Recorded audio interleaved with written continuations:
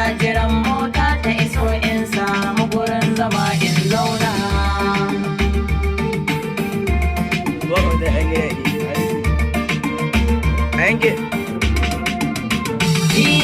Hajjin kaɗan sai ga mota ta samu,